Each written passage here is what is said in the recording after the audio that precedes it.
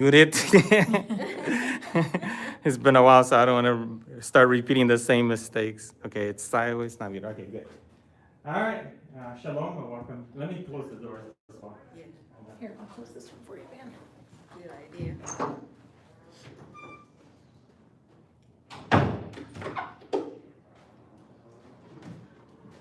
Shalom, and we're finally doing our next lesson. I've been away for a couple of weeks because I was sick, but God willing, we'll be able to continue the classes from here on out. So let's go ahead and start with a quick prayer. Heavenly Father, I want to say thank you, Father, for the opportunity to be here once again, Lord, learning more about your word, learning more from you and from your Holy Spirit, Father. We ask for your guidance in this class and ask you to teach and help us have a teachable heart and learn your language as we continue to learn the Hebrew language through this class. Bless each one who's attending here live and also who's watching it online, and help us, Lord, get through this class.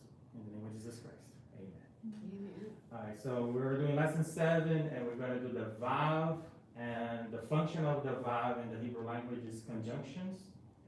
And we're also going to learn about the different tenses, like the Hebrew. There's actually only 2 tenses in the Hebrew language. There's only like future or past. Every one of our tenses in English will fit into one of those 2. And then in the Hebrew language, they have what they call voices. And between those 2 tenses and the 7 different voices is where we get all the different, tenses that we have in the English language. So you know how we have like perfect, past, perfect, past, all these different tenses. In Hebrew, it's just like 2 different tenses. Past is going to be either the past or the future. And that's what we're going to learn today. And later on, actually, the voices, we won't even cover in this course. It's so advanced. Like when I was doing it at the university, we only covered that in the 2nd year. This is when we start doing conjugation. That's because it's a lot more complicated. But all right, so let's go ahead and review what we did in the last lesson, which was the letter Hey. The letter Hey is used as 2 functions. It had the function of the definite article and also the function of asking a question. So in Hebrew, we don't have question marks, like we say we don't have exclamation points. So the way they form sentences in Hebrew is by adding what they call the interrogative Hey. So anything that forms of questions is called interrogative pronouns. And we have like the why, the who, the what, the where, and the when in Hebrew, and we study those in that course. So me is who, ma is what, lama is why, matai is when, and aye or a is where, right? So we have those, when we put that in front of a sentence, it basically forms a question. But another way to form a question in Hebrew is by adding what we call interrogative Hey. So that's one of the functions of the letter Hey. And it looks like this. The format of that is basically a Hey with a pata and schwa in front of it. So basically, if you look at this phrase in Hebrew, just by adding the interrogative Hey, it changes from a sentence to a question. So this sentence is malach, shalach malach hamalach, shalach hamelech et ha-navi, and that's a sentence that says the king sent the prophet. So it's just a sentence. Just by adding the Hey in front of it, it becomes a question. So now it becomes, did the king send the prophet? By adding the interrogative Hey in front of it. So that's one of the functions of the Hey. The other way of doing it with the same, how you call it, guttural changes. Every time we have a guttural, remember there's always those exceptions to the rules. So we have the same thing with the interrogative Hey. If the first letter that we're adding in front of it happens to be a guttural, then he uses this format, which is a Hey with a sigil in front of it. So those are the 2 forms that we can see. And there's actually a lot of different forms in addition to those, but those are the 2 most common ones. And then we learn about the function as the definite article. We actually looked at the definite article in other lessons in the past. I don't know if you guys remember, but this is the format, is a hey with a patah and a dagesh. And again, if it's a guttural in front of the letter, it does not take the dagesh, so it changes the format. So it goes from this format to this format when it's in front of the guttural. And then we talked about how the gutturals do not take the strong dagesh, so it changes the format. And we talked about the hey, the letter itself, and the functions and the symbolism and the different vocabularies with the letter hey. It's been over a month, so it's a little fuzzy. I'm trying to remember off the top of my head what we covered, but the classes are online, so if you haven't watched it, we can review it and go through the entire lesson. So today we're going to do conjunctions. So again, in Hebrew, a single letter is used as every type of conjunction. So before we go over that letter, which is the Vav, we're going to give you some examples in the English language, right? So conjunctions, examples of conjunctions is when you use and or but, although, or all these things are conjunctions. And usually the idea is that it ties two independent phrases to each other, either by making them additive or sometimes by contrasting from each other, like with a but, for example. But it basically connects two ideas together, right? 80% of the time, the Vav will be translated as and. So almost every time you see the Vav used as a conjunction is going to be and, right? So for example, I use an example here. Ata ve ani. Ata is you in Hebrew. Ve is the conjunction and. Ani is I. So you and I is ata ve ani. And that's the function of the Vav as the conjunction and.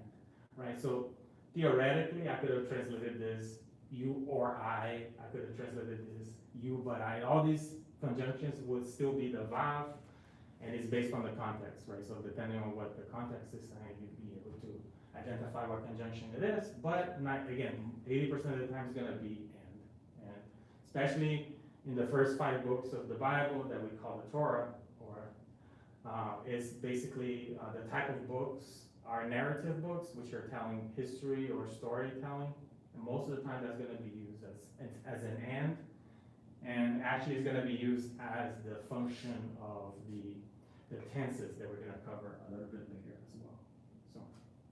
So just a definition of what a conjunction is. A conjunction is an uninflected linguistic word that joins together sentences, clauses, phrases, or words. So again, it's another one of the symbols for the Vav, as when we're talking about symbolism, is actually the addition sign or something being added together or joined together. The actual meaning of the word Vav we're going to cover later is actually a nail or a hook. And again, the function of a nail, like if you're putting two pieces of wood together, right, you nail it together so that they're attached to each other. The same thing as a hook, right? So the Vav always has that symbolism and function of adding things together or sticking things together. That makes sense. So a contrasting conjunction such as but or still uses the Vav. But there are actual specific specific words in the Hebrew language that usually get translated with the but or the or. So like I said, most of the time it's gonna be an and in addition to that, a lot of times when it is an or a but, it uses this word aval. So that's even more like an indication that it's supposed to be or but, because it actually uses a different word for that. But again, sometimes you will see the Vav used as a but or an or. So that's why I'm going to kind of cover that. So we can look at some examples of conjunctions in Hebrew. I use the first phrase. I use the first 3 verses of the Torah of Genesis, right? So this is Bereshit bara Elohim et hashamayim va'et haaretz, which is in the beginning God created the heavens and the earth.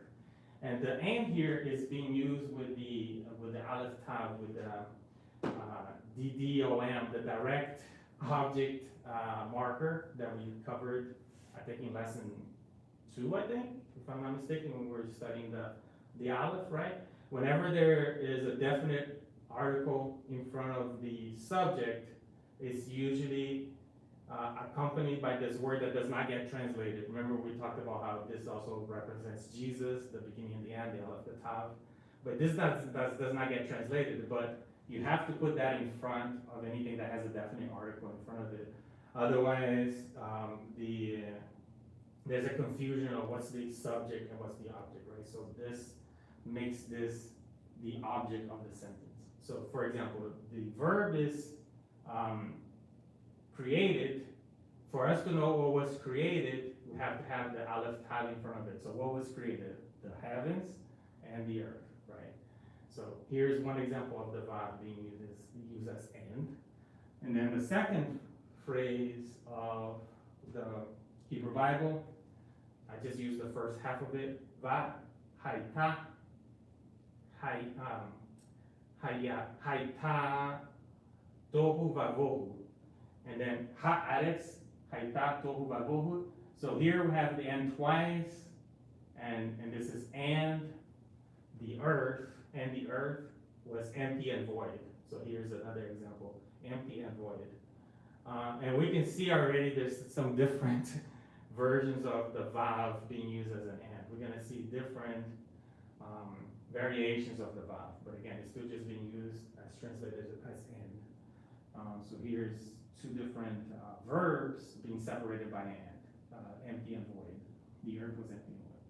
And then the third sentence is Vayomer Elohim Yehi Or Vayehi Or. And God said, let there be light, and there was light. So again, this is another Vav being used as the conjunction and. So he said, let there be light, and there was light.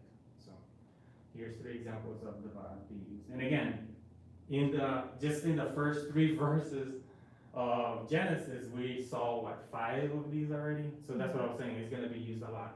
Now the difference is that here it's being used as and, joining 2 verbs or 2 ideas together. But this one is the other Vav that we're going to study later on, the other function of the Vav, which is connected to how do you call it? A tense, right? This and God spoke. So this is like in the past tense, and this is one of the tenses that we're going to talk, right? Here, most of the time it's going to be in the past tense because when it's a narrative, it's telling you history, so it's telling you stuff that happened in the past. So it's going to be telling you the whole story of how God created everything. So here, for example, and God said, let there be light, right? And there was light. So I'm going to talk about that a little bit later. So this style of conjunction is used a lot in the narrative sections of the biblical Hebrew. All the books of the Torah were written in that format. So it's going to be a lot of those vowels used in that way in those 5 first books. We talked about other formats of the Bible, the books of the Bible, other genres that so there's poetic, like the Psalms, there's laws, books that mostly tell you the different laws, like Leviticus. There's wisdom is another form, and that's mostly the Proverbs. And then there's prophetic books, prophetic genres, and like Isaiah is an example. And then in the New Testament, we have epistles, and then we have like letters, and the apocalyptic version. Apocalyptic version, we have the book of Daniel is an example of the Old Testament, and the book of Revelation for the New Testament. So those are all the different genres that we see, but we're mostly going to focus on the narrative ones, which are the first 5 books. So our study is going to basically be focused on those first 5 books. It gets a lot more complicated, like the poetic books, for example. I haven't even started studying that. My next year, I'm going to start studying the poetic versions. And the poetic version is interesting enough, it's almost like learning a whole new language. It's like every word that you learn in Hebrew for the narrative, there's a different word in the poetic version. And the way Hebrew poetry works is that, you know how we, in English, we do like it rhymes, like it sounds the same and maybe something rhymes. In Hebrew, the way they do poetry is that they say the same thing twice in different ways. That's how they do poetry. So like when you read like in the Psalms, a lot of times you will see like a sentence saying something one way and then the next sentence saying the same thing in a different way. That's poetry for the Hebrew language. It's interesting. So there's almost like 2 words for every word. So every word that I learn, like that we're learning now, like all those vocabulary words, for example. So there's a word for door that we learn, like Derek, right?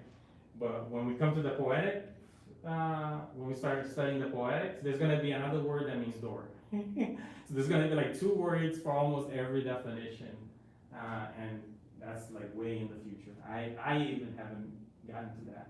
Like in university, what we do is like we call Hebrew A, B, C. The way they do their different years is A, B, and C. So I've done A and B. So C is when you start studying the poetic books and the prophetic books, and it's like a whole different. It's like learning something all brand new. So anyway, the Vav is pronounced as a U, which actually is not U, but like U, like the word you too, like you too, like so. It could be pronounced as U, or it could be pronounced as an O, and also a V, depending of where it is located. So it could actually be a vowel, or it could be a consonant. So when it is being used as a consonant, it sounds like a V. When it's being used as a vowel, it sounds like an O or a U, right? And the Vav itself, the conjunction itself, will change depending on the guttural letters. Again, it's actually not just the guttural letters, as if a word starts with a bit, with a Vav, with a mem, or a pei, or if it has a schwa in front of it, it will make a sound of a U when you're saying and. Every other word will sound like an O, like a ve, like an E, right? So, for example, ben ve'av, right? So this is son and father, ben ve'av.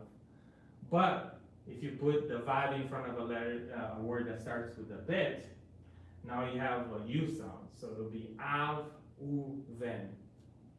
So yeah, it's a little complicated again. All these things will start to sink in later, but if both of these phrases say the same thing, the only thing that changed was the order. But because we changed the order and the Vav is in front of a word that starts with a bit, it sounds like a U, right? So ben is son, ve'av. Ben ve'av, son and father.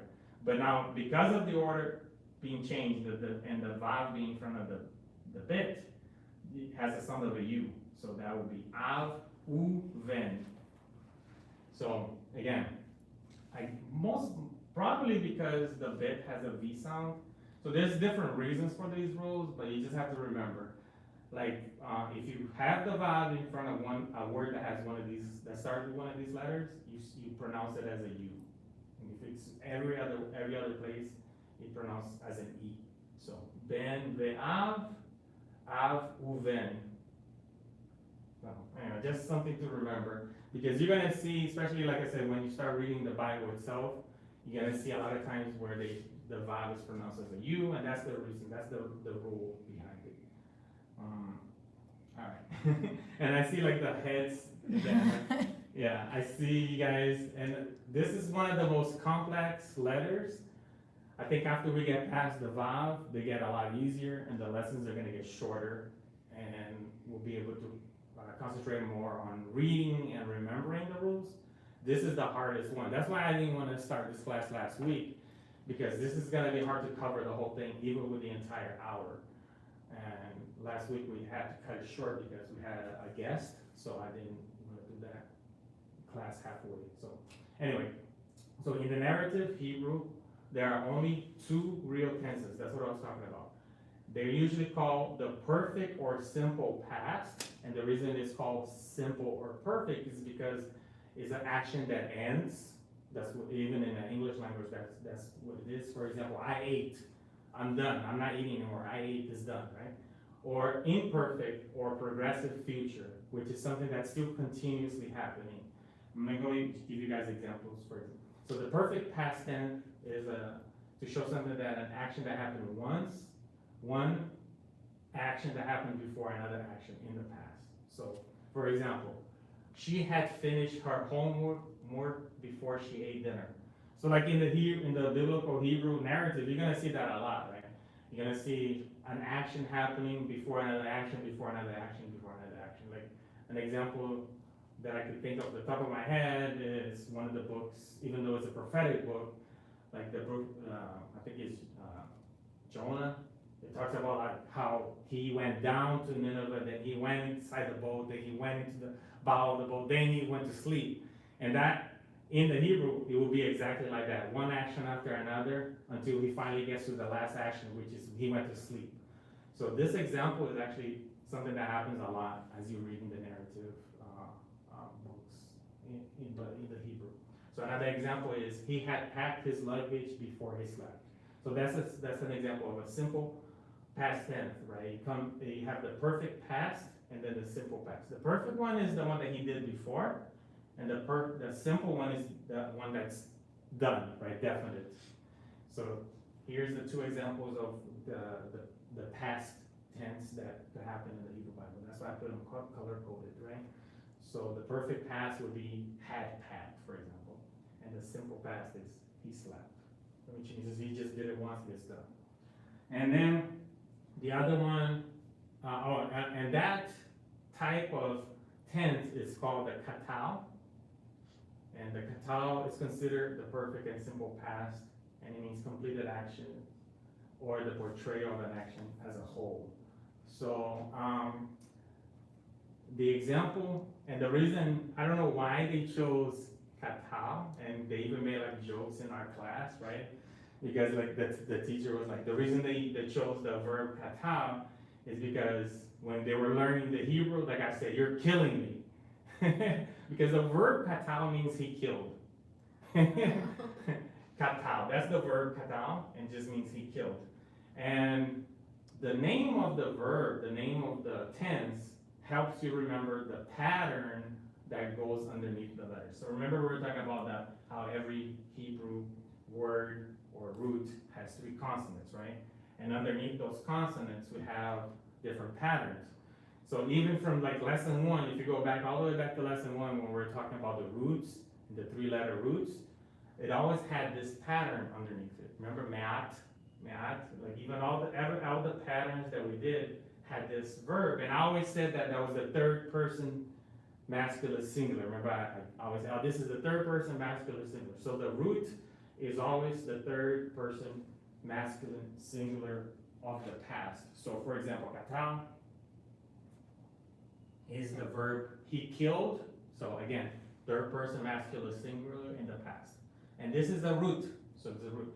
So the root is always in this form. It's always in the Qatal form. Okay. And then we have what we call the imperfect past, the imperfect tense, which usually is describing something that's still ongoing, habitual, repeated in the past without a definite beginning or end, or in the future, right? So here's an example of it in the future. I will be studying every morning. I'll be studying Hebrew every morning. So that's imperfect tense, because that's something that's ongoing. You're not done studying. You're going to study every morning, so it's continuous, right? It's ongoing or habitual. We will be reading Hebrew by the end of this class. That's another example. So we will be reading Hebrew by the end of this class. So that's an imperfect tense, and this happens to be in the future.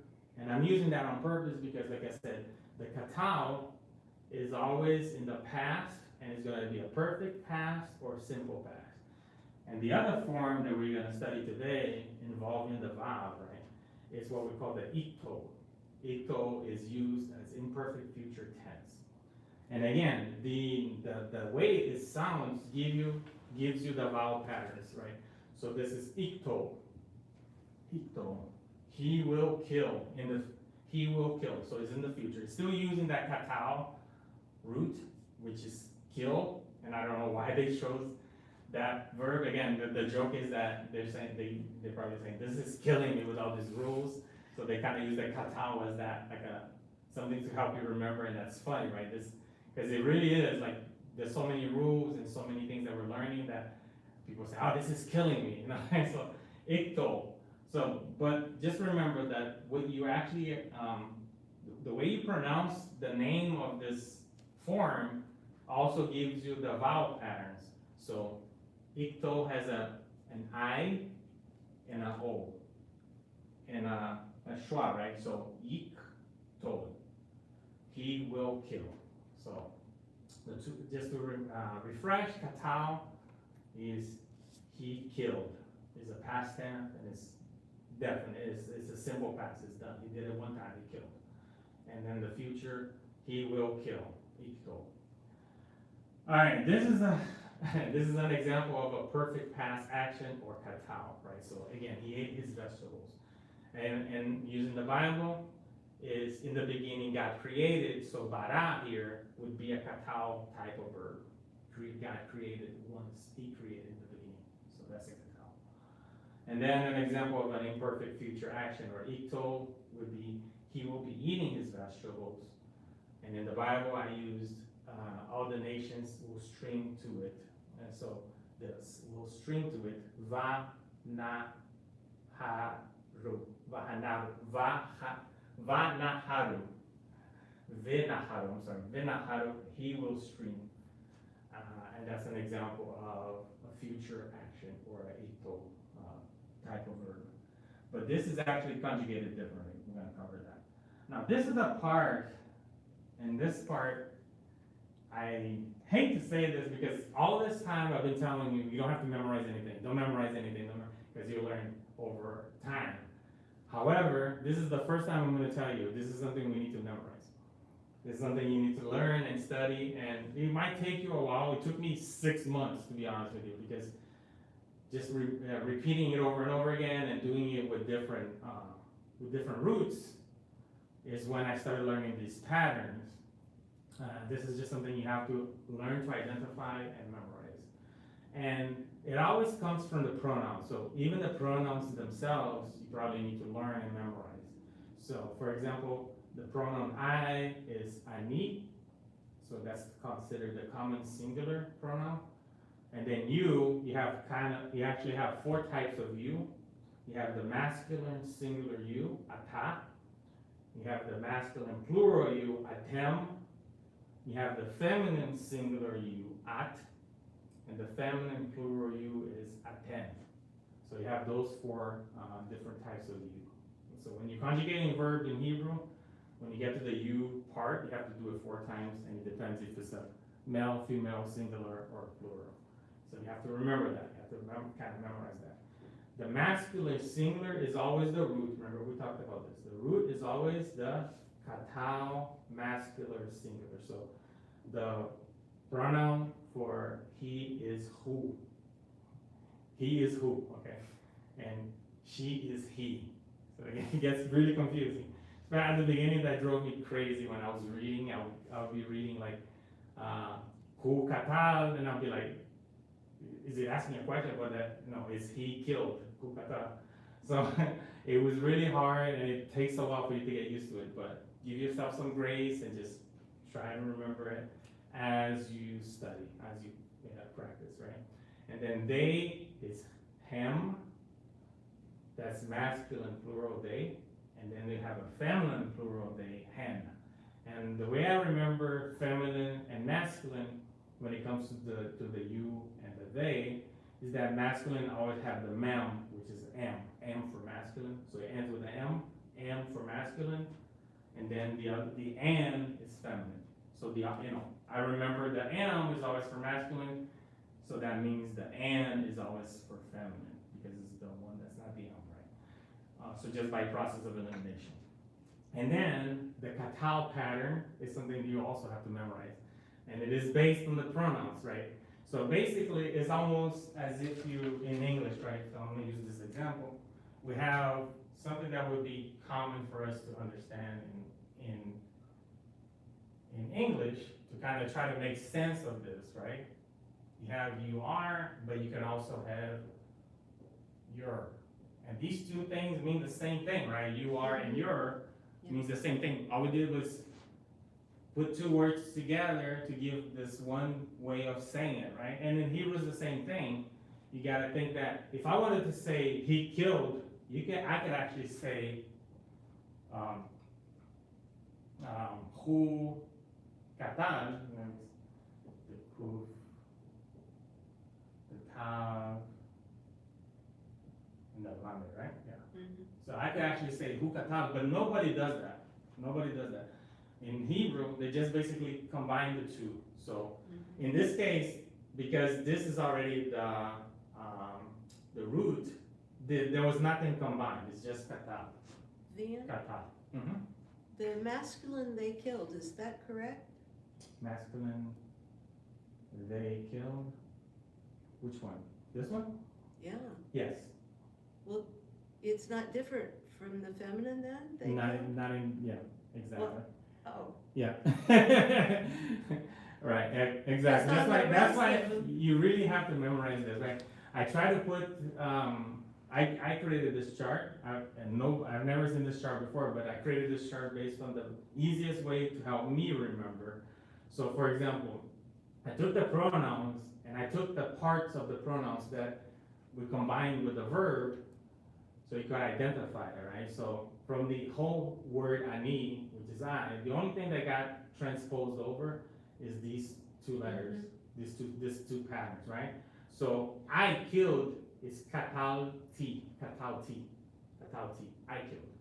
So in Hebrew, that's why when I was telling you that when you learn a root and you learn the patterns, from one root you can learn 49 different words. Oh my gosh. Yeah, so here is just 1, 2, 3, 4, 5. Here are 10 of them, right? Mhm.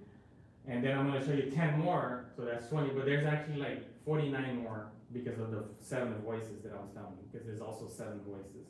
Are you giving us this in the documents? Yeah. Good. Yeah. And again, I'm trying to set everything up, and since you guys are my first class, when I start the second class, I'm gonna have handouts, right? So I'm trying to prepare all this in ways that you can print better and all that. Because right now, if you try to print, I try to print this on its own from PowerPoint, and what happens is it shrinks, it looks weird on the page, so I have to reformat everything for it to print well. When I finally get to that point, maybe I'll take advantage that we have all these breaks in between and try to catch up with the documentation, so that when we start next year, I'll have all this print out for you guys, and the church will let me print it here in color and all, so I'll be able to give you guys this exact chart so you can use it to memorize. But the point is here is that you have to use these patterns for any root word. So for example, we saw earlier, for example, like the bara, right? Bara, is he created? I think it's, again, I don't remember by memory either, but he's okay. So bara is the root, right? So using this 3-letter roots and this patterns, if I wanted to say God, he created, it would just be bara. But if I want to say you created, I could use this pattern to say you created. So I would just basically use the same three consonants, right? The same 3 root words. But then I would just use this pattern, which would be that, and then the tav, like this. So by doing that same pattern, I basically say you created. Okay. So that's what it is, right? The pattern will fit inside the 3 letter root, plus the pattern will give you any conjugation for any word. I don't know if that makes sense. It took me that long to get it, but now I get Yeah, it. so I can insert any root here, and then it will give me you, whatever that root is, whatever that verb is. So that's how you have to kind of like memorize it. But again, they use the Qatal because what I did was I would just say this over and over and over again until I memorize it. So Qatal ta is you. So I'll be like Qatal ta over and over again until I got the pattern. Then I know I could just substitute the root for with that pattern to basically conjugate any verb or any word. So anyway, that's, again, I try to use as much references as I could to help you memorize it. So you gotta remember the green is always the root. That's why it doesn't change. The green doesn't change. Mhm. What changes is the ending, and is based on the pronouns. And yes, unfortunately, this example, the they is the same. So there, again, there are some things that you just have to memorize. You just have to remember that when you have the vav with a u at the end, so katalu is always they, and it could be masculine or feminine, which means you have to now use the context to know if it's masculine or singular. You can't just guess. And then the Yiqtol, which is the other pattern, right?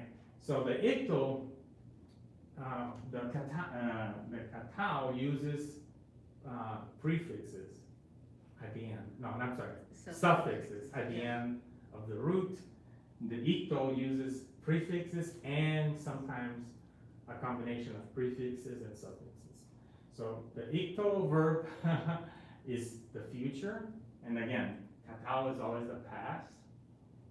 Yiqtol is always the future, and he uses the same pronouns, but you use different parts of the pronouns now to make that pattern happen. So again, here we actually use the ending of the word ani to make I killed, but here we're using the first part of the word ani to say I will kill in the future. So again, it's just Well, that makes sense, because if it's future, it's good. It's kind of like preceding, it's really backwards, isn't it? yeah. For Hebrew, because you're reading Mhm. that way. Okay, can I ask a clarifying question? When you were Sure. talking about the you are versus the your, Mm-hmm. I feel like I'm slower than my pal Joanne here. So you're saying like where you have the masculine singular you are, and where it shrink. Okay, so now I'm at you will kill, right, on this second line. Okay. So what's in blue in this first column, like is that what shrinks down? Yeah, So- basically okay, what okay. I'm trying to show you is that from this pronoun, what's Yes. used to identify Yes, okay, is this letter, Okay. right? So yeah, Yeah. okay, just like the you are, Yeah. it doesn't really, I mean, this is just an example how I combine the words. Yeah. But you know that this, in English, you know that when you see that, it's actually two separate words. You just know it by right, knowing, by like learning over time. So the Hebrew is the same thing. Okay. When you see this in the Bible, you're gonna automatically recognize, oh, this is the root, mm-hmm, and you have the aleph in front of it, so it's I will do something, whatever the verb is. okay, yeah. Yeah, and that's how over time you start learning what all these words mean, right? Okay. And then in some cases, we don't use anything. That's why I didn't identify. So these you just have to kind of memorize. These, I just put this as markers to help you remember. And these, for example, you just have to memorize. So like this is Yiqtol, he will kill. And that's the name of the pattern itself, Yiqtol. But then the other ones you just have to kind of memorize over time. And then, and then, I keep saying and then, right? And then when we add the vav in front of these, it reverses the tense, right? So this is where, okay. Now we're gonna talk about what's called a conversive vav. The conversive vav is by adding a vav to the Qatal or the Yiqtol, you get the reverse tense. And it's called Qatal or Yiqtol. So remember the Qatal is past, right? Mm-hmm. So Qatal is future. The Yiqtol is future, the Yiqtol is past. The vav reverses the tense. That's the other function of the vav, right? So adding a conversive vav to a verb that has a prefix causes the tense to be reversed. So future becomes past and past becomes future. And like I said, the vav is the most complicated letter and the one that has the most of these rules. After this, it should be a lot easier. And it is the letter that represents men, so no wonder it's the most complicated one. Mankind is complicated. So the Vav represents man and humanity because we were created on the sixth day, right? So the Vav is the most complicated letter because we're the most complicated creatures that God created. So for example, Amar means and he will say. So again, Amar means and he will say. But when you said Ve Amar, and he said, so it changes to the past. So he will say becomes he and he said in the past. So by adding the Vav in front of the Qatal, for example, which is this Qatal, now it becomes he will kill. Remember, Qatal means he killed. Qatal means he will kill. He reverses the tense. So now it's backwards, right? So Yiqtol, the Yiqtol future tense becomes Yiqtol, which is now past. So again, Yiqtol becomes he killed. Remember, Yiqtol becomes he will kill. Yiqtol is he will kill. Yiqtol is he killed. Anyway, it's backwards. So that's all you have to remember. When the Vav is added to that pattern, it changes the tense and it becomes the opposite. So, like many other patterns that we will learn, this one just has to be memorized over time.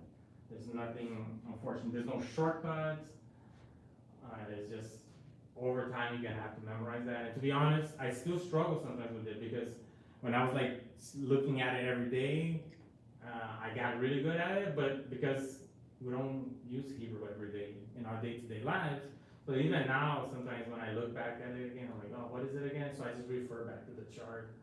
There's no point in like getting frustrated. We're not here trying to write a book in Hebrew or teach a class in Hebrew, right? We're not doing that. We're just learning the Hebrew so we could read the Bible, right? So we just want to read and understand what's written. So just remember that you can always refer back to your charts or your sources if you get stuck. You know, it's not a big deal, right? So again, now the Qatal verb pattern looks just like the Qatal, but you add a V in front of it, a Vav in front of it, and it switches the tense. It's backwards now. So Qatal becomes Qatal. Qatal was he killed. Qatal is he will kill. So literally just by adding the Vav in front of it, it's almost the exact same pattern. So if you memorize the Qatal, you pretty much have this one down because it's just adding the Vav in front of it. And the same thing for the Yiqtol. So if you memorize the Yiqtol, the Yiqtol is just adding the Vav in front of it. There's a few different patterns. Again, because the gutturals are friendly gutturals. Always have to make things different, but like this one is different because of the guttural, right? But every other one is just the Vav with the patak in front of it. So again, just don't get frustrated with it. Use the chart as often as you need to, and over time you eventually get it and remember it. All right. So let's go ahead and talk about the Vav. Now, the one thing about the Vav that you guys are going to be thankful for, there's no vocabulary. Vav, there's only 2 words in the entire Bible so there's only 2 vocabulary words for Vav. One is the name itself, which again is the hook or nail, and the other one is the conjunction and. Even in the modern Hebrew, there's only like 3 words that starts with a Vav. So that's the only saving grace about the Vav, right? So again, the name is Vav, is the 6th letter of the Hebrew alphabet. It's both the ordinal and the gematria value of 6. It sounds like a wa or a va, depending, like the way the ancient in Hebrew was pronounced. A lot of people say that it was pronounced as a W.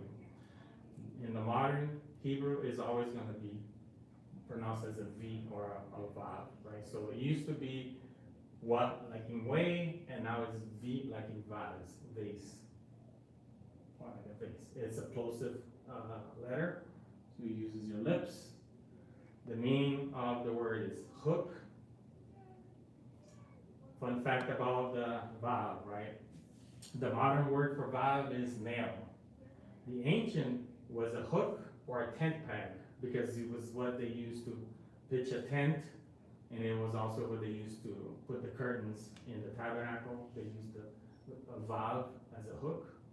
And both ways indicate a way to affix 2 things together. So that's what I was talking about. It's basically the addition one thing, adding one thing to another. So when something is used, it's used to keep things in place, right? Which is why the Vav is used as a conjunction. It's with the way you put 2 things together. And the ancient symbol was also 2 lines that become one. So the ancient symbol of the Vav, it was like a Y, but it's basically saying two things, two lines become one line. So it's basically combining two things into one is always the Vav. So like you can see here, the symbol, that's how it was written in the ancient pictograph, and it's basically, it looks like a Y, but it's basically saying combining two things into one. The pictograph is a 10-peg. Symbolic means is addition, combination, nail, or increase. So when you want to increase or add things together. The gematria value is 6. Some other words that have the same gematria value of actually 2 6s, right? So Vav is two of the same letter, the word Vav itself. So the gematria is actually 12, and the root gematria is 3. And some other words that have that same value is desire, longing, empty, lamb, rejoice, to increase. So again, this is just words that in the Hebrew, when you add all the letters together, they come up to 12. And usually there's always some combination. If you really go deep into it, you will see something connecting those words together. But again, it's not really it will take too long for us to dive that deep into it. Probably take another hour class or more for us to actually do that. So I just basically tell you some of the words that I have. Unless it's something super obvious that I'm gonna point out like I did in a couple of other classes. The root gematria is 3, which is pointing back to the Gimel. And it also means something that is complete, like there's always the beginning, middle, or end, right? Or the past would be, and like the time, for example, there's past, present, and future. Those are always groups of 3 things that usually tell you something's complete, right? Like for, beginning, middle, and end, past, present, and future. All of these things show completion as well. So, yeah, the vocabulary, right? So the Vav itself is one of the vocabulary words. And like I said, it could be a hook, a tent peg, or a nail, like an ancient nail. They all basically, Vav could be any of those 3 things. And the other one is just a conjunction. You and I, dad, father and son, like I put.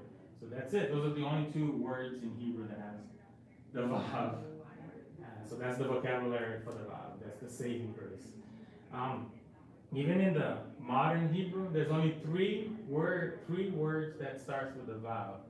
The word for pink, the word for rose, and the word for vanilla.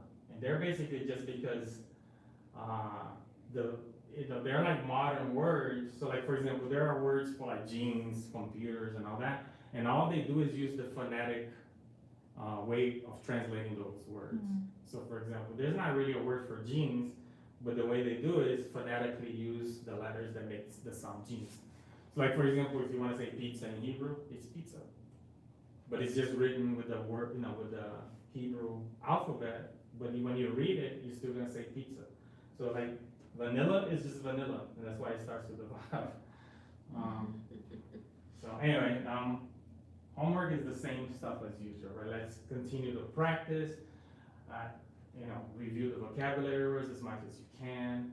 It helps, it really does help a lot, guys, if you do, I don't know about you guys, everybody learns in different ways, but for me, it helped to solidify things by using all different senses, right? So like reading it is using your sight, saying it out loud is using sound, and then writing it, if you start doing the 3 things, you actually start becoming solidified for you. So for example, when you're trying to memorize the graphs that I just gave you, the way I memorized it was just by writing it over and over again and saying it out loud, Qatal, and then I would write the patterns.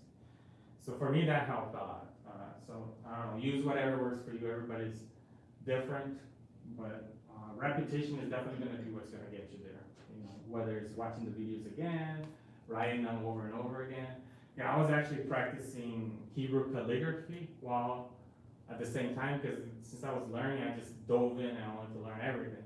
So I would write it out, like with the calligraphy. I would like write all these patterns out, the vocabulary words, and that's how I kind of like remember all that stuff. I'm also using that app called Duolingo. It helped me a lot, and just like you can do those Duolingo lessons.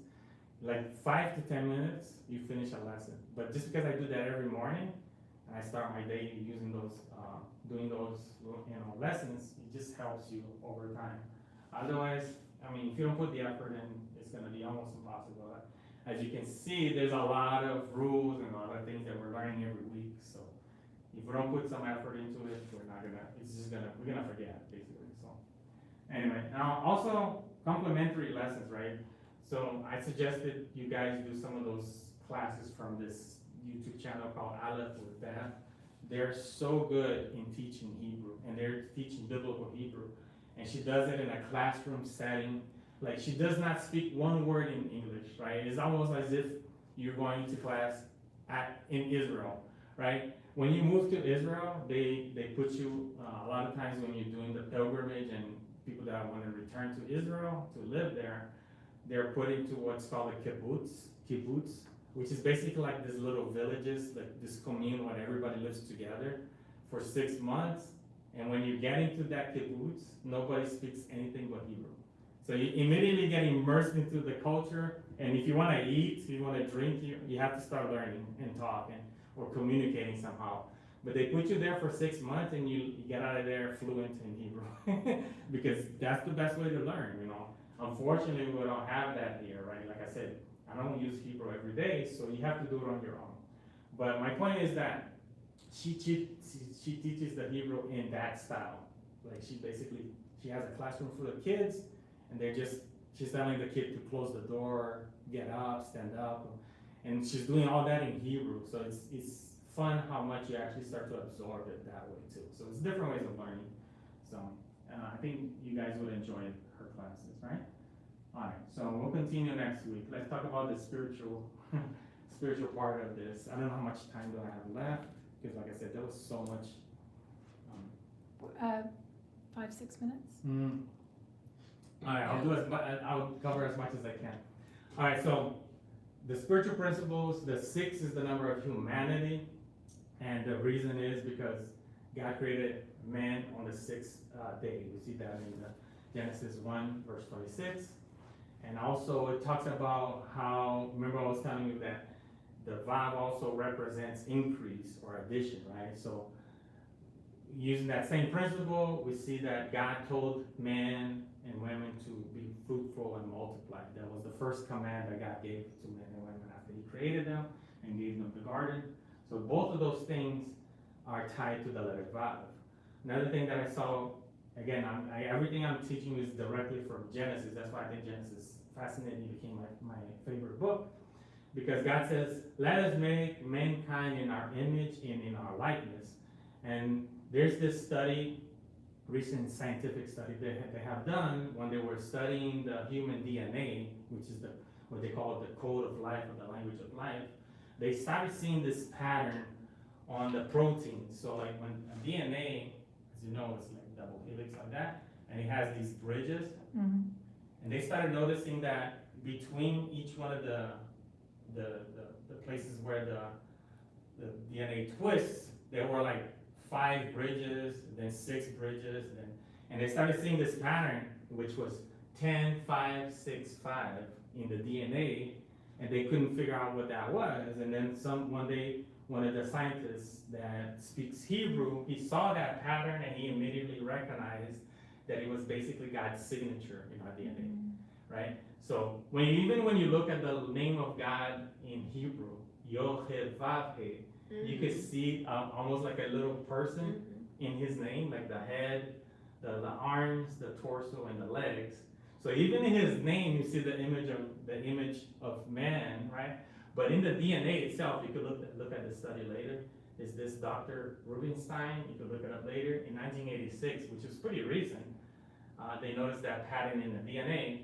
And the gematria for the letters of God's name, Yod is 10, Hey is 5, Vav is 6, and Hey is 5. So in our actual DNA, we have God's name and signature. It's amazing. Yeah. So, and then also in our likeness, right? God said, like, let us create in our image, in our likeness. And he created humans with this, be very different from any other animals. We're basically the only animals that can also create. We establish relationships differently. We dream, and so we're created in his likeness as well. He's a creative God. He's a God that likes relationships. So not only in the image, like appearance-wise, but also in his likeness. We have the same likeness of God. So there's something different about man that's unique to any other creation of God in his likeness. So we see that as well. Again, the first command that God gave to mankind was to be fruitful. So again, we see the idea of adding or increasing in the letter Vav, that is connected to man. Now, this is Numbers. In the Hebrew Bible, when you see the Hebrew language being written out, there's a lot of what they call anomalies. Like sometimes you see a letter that's bigger, even though there's no capital letters, a letter that's smaller, and all these anomalies have meaning. They're not there, even though they were like probably done by human error, potentially. A lot of other scholars believe it was inspired by the Spirit, right? So in this verse, which is Numbers 25, verse 12, it says, "Behold, I am giving to him my covenant of peace." The narrative that's being spoken in this chapter of the book of Numbers is when what's his name? I forgot his name in English, but I think it's the guy that was like trying to protect God's name, holy name of the temple, and he killed Phineas, I think it's Phineas? Is it I don't know. Anyway, he killed, like there were like profanity happening in the temple. They were having sex in the temple in this narrative.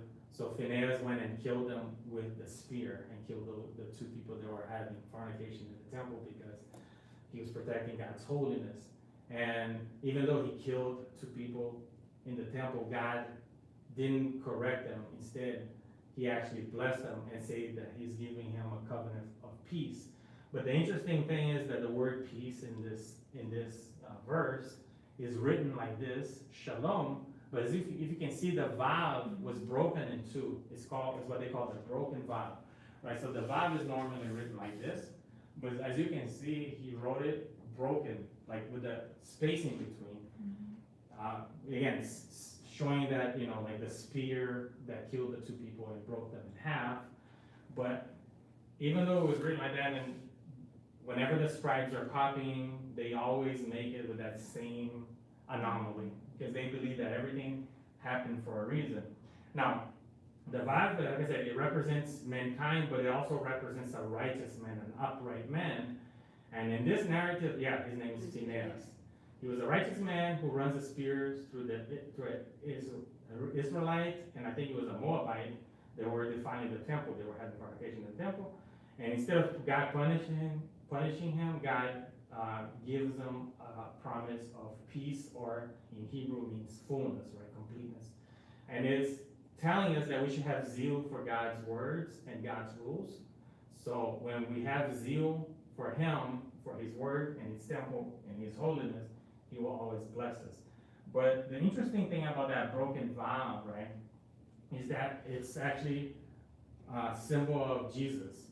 He was a righteous man that had to be broken for us to be saved. He had to be broken for us to be complete and receive this peace, this covenant of peace from God himself.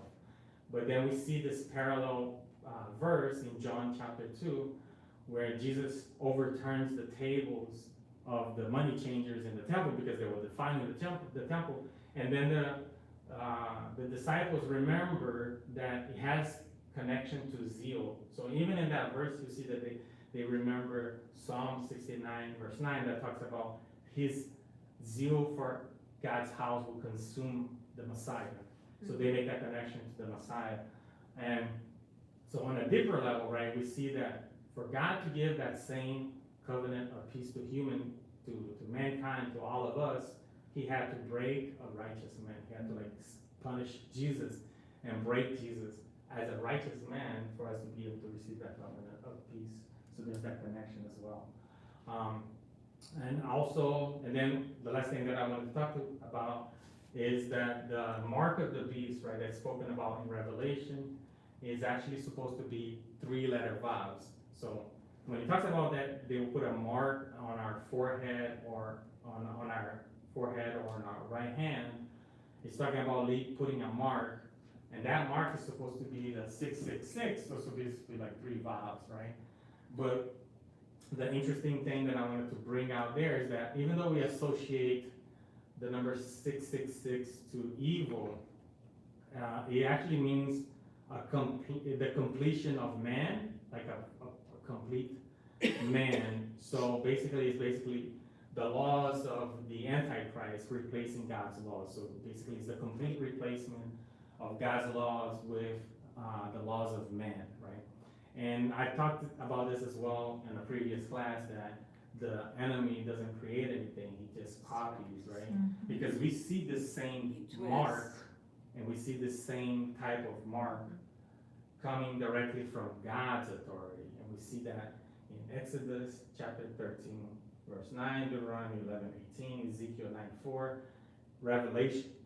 And we see this in Revelation as well, where God himself was going to also mark the righteous with a mark on their forehead or on their hand. But the mark that we're going to see there is most likely going to be a tav, which is in the ancient Hebrew, the last letter of the Hebrew alphabet, a tav is a cross. So most likely God's mark on us will be, that's the symbol of the tav, which is the symbol of the cross. So I thought that was interesting. But the reason I want to point this out is because a lot of times we tend to associate symbolism and language to something evil, right? People will automatically say, oh, that's something that's evil, that's something that's from the devil. But in reality, the more I study, the more I see that there's not really anything inherently good or evil. It's how you interpret it, how you use it, and how you understand it that makes it good or evil, right? Just like, for example, a symbol of Christianity, now with modern Christianity, is actually the cross. But originally, the cross was a symbol of torture, right? It was an instrument of torture. It was an instrument of killing people. And then the satanic symbolism for that, which is equivalent to the cross, is the upside down cross. So my point is that symbols don't really mean good or evil. It's how you use them and how they're being used as a language. And that's something that over time I learned to examine deeper before I just say something's good or evil. Like even the swastika, I don't know if you guys know or not, that symbol that, it's tied to Nazis. Originally, it was actually a symbol that means prosperity and peace in the ancient Asian or Chinese, I'm not sure which Asian culture uses that symbol, but the Nazis just basically took it and used it in reverse. So again, almost every symbol that we think of today as evil, at some point in time may have existed as something good. So something that I always tell my students to pay attention and try to understand what the symbol is actually telling us. It's not necessarily something good or evil. How is it being used and how is it being interpreted? So a good symbol could actually be used for something evil and vice versa. So it's just learn to look deeper into those things. So anyway, I rushed this a lot because we didn't have a lot of time. When I record the lesson online, which I plan to do later this week, I'll go slower and deeper into it if you guys want to watch it. But that concludes the lesson for the Vav. And like I said, we got over the hump.